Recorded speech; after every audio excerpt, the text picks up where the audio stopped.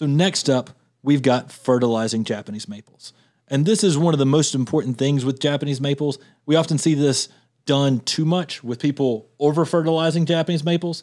So fertilizing Japanese maples is one of the most common questions we get. How much should I fertilize my Japanese maple? When should I fertilize my Japanese maple? And we're going to cover all that.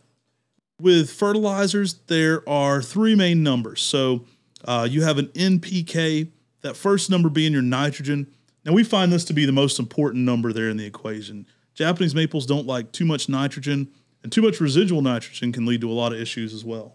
Yeah, too much nitrogen can actually lead to causing a stretched out cambium, which can cause a lot of issues, can cause damage during the winter. It can cause a lot of issues to the diseases, being able to be more susceptible to them. Too much nitrogen can do a lot of things to Japanese maples, like cause them to be too active in the fall and cause damage that way. So too much nitrogen, we're talking, you want to fertilize a Japanese maple with something 15 or under. 10-10-10 is a great fertilizer.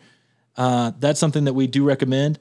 But again, it's a springtime thing because often these fertilizers are time released. And so you want to check your packaging to see how long is your fertilizer going to be releasing. I mean, some of these are 180-day releases. So if you're releasing them in July or August, it's going to be pushing them way too long in the season. So if you're fertilizing them in March, that might work in your zone. I know that's a lot of times when we're putting out 180-day releases sometime in late February, early March.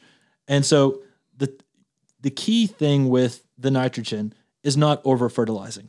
I mean, over-fertilizing too, if you put too much fertilizer on the Japanese maple, can act almost like a weed killer.